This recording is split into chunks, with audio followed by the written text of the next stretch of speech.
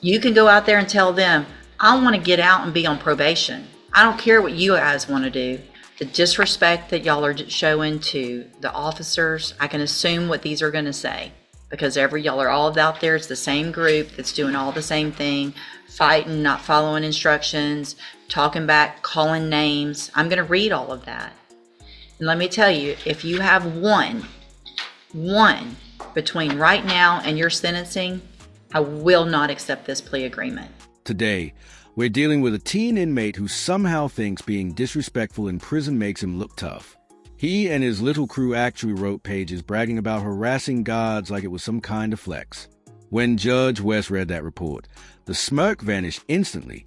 She made it clear she could rip up his plea deal and hand him 20 years on the spot. But you could still see it in his face, that I'm untouchable attitude. Like being young somehow gives him a free pass. What these kids don't get is that in court, age isn't a shield. It's just another reason the judge might decide to humble you. Do you guys think this younger generation's totally lost touch with accountability? Let me know in the comments. Now let's jump in and watch what happens. Thank you, Ms. Malfino. All right, sir, are you Camden Jackson? And Mr. Harris, will your client waive the formal reading of the indictment? Yes, Your Honor. Give me just a second to get it done.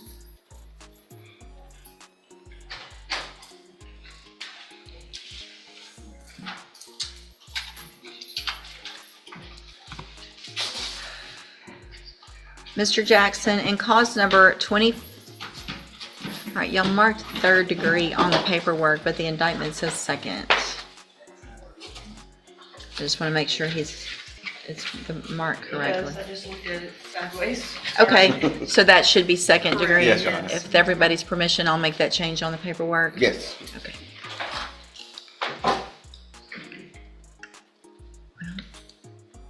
And apologies for my handwriting because it's horrible. It's hard on the tablet.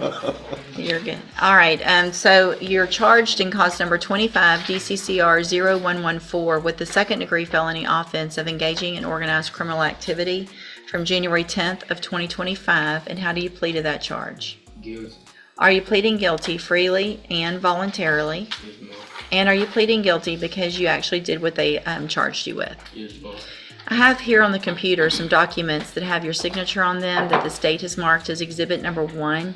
Before you signed these, did you go over them with Mr. Harris? Yes, ma'am. Do you fully understand them? Yes, ma'am. And do you understand if I follow the agreement that you've made with the district attorney that you'll be waiving or giving up any right to appeal? Yes, ma'am. And it looks like the agreement that you've reached is for a 7-year deferred probation.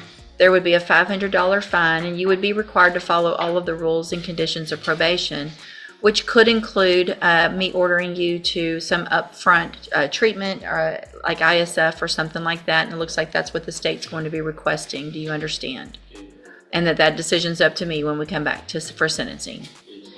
Do you also understand, excuse me, if you're not a U.S. citizen, that a plea of guilty or no contest may result in your deportation, exclusion from admission to the country, or denial of naturalization under federal law? State tenders number 1. No objection, Your Honor. It's admitted. Is there any evidence that Mr. Jackson is not competent? No, Your Honor. All right, Mr. Jackson, I'm going to find that you entered your plea of guilty freely and voluntarily. Find that you're mentally competent and you understand the nature and the consequences of your plea. Find sufficient evidence to find you guilty. However, I'm going to reset your case so that the probation department can do a pre-sentence report. That'll give me more information about you, your case, and then we'll come back later for sentencing. Do you also understand, excuse me, if you're not a U.S. citizen, that a plea of guilty or no contest may result in your deportation, exclusion from admission to the country, or denial of naturalization under federal law? State tenders number 1. No objection. Comment. It's admitted. Is there any evidence that Mr. Jackson is not competent? No, Your Honor. All right, Mr. Jackson, I'm going to find that you entered your plea of guilty freely and voluntarily, that you're mentally competent, and you understand the nature and consequences of your plea. I find sufficient evidence to find you guilty. However, I'm going to reset your case so that the probation department can prepare a pre-sentence report. That'll give me more information about you and your case, and then we'll come back later for sentencing. Now, this dude has got that cold, empty stare that just screams, I've checked out of reality. Honestly, He should get an extra year just for that hair. It looks like a crime scene on its own. Judge Wessett's pause, asking for a deeper look into his case, probably because something just doesn't add up. It's crazy how many people think sitting silent with a blank face makes them look calm or innocent, when in reality, it just looks off. The truth is, silence doesn't always mean strength. Sometimes, it's guilt trying to stay quiet. What do you guys think? Is he just emotionally dead inside, or does he really not care about anyone but himself? Let's get back into it and see where this goes. Before we go forward, can you look real quick jail incident reports and see if there's any on this one? And Judge, I was, if I may, going to address that between January and the end of February. So obviously we've had quite some time that either they have not gotten to my file or the court's file. There were at least 8 pages full of write-ups. I would ask the court, Mr. Jackson committed this offense 6 days after he turned 19. It's obviously very serious. He was with a co-defendant, Mr. Bushnell, who's already entered a plea involving firearms, etc. I would ask if the court would consider your usual admonishment of, if that behavior continues pending the PSI, that I reserve the right, as does the court, to just reject this offer and possibly send him to prison.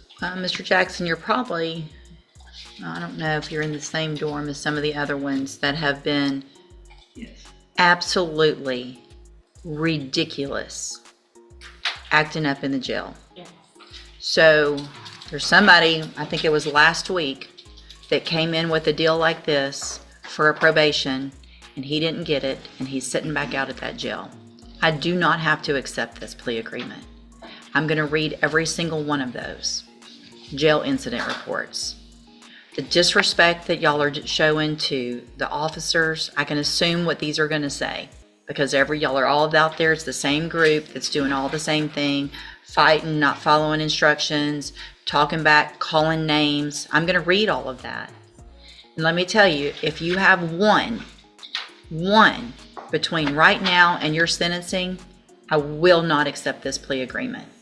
I'm sick of it. The jail's sick of it. And I'm going to do whatever I can to make that place a better place for those people to go work who are out there just trying to do their job.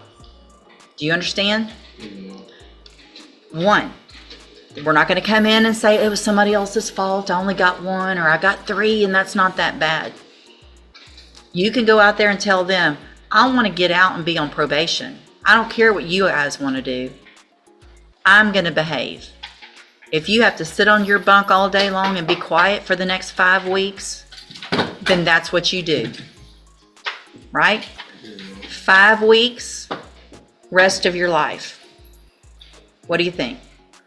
Show me you can do it, okay? All right, and go back with the bailiff. Thank you, Your Honor. Yes, sir. Man, it blows my mind that Judge West has to talk to 19-year-old adults like they are still in preschool. It's like running a daycare in handcuffs. He's literally saying, use your words, not your fists, and somehow it still doesn't register.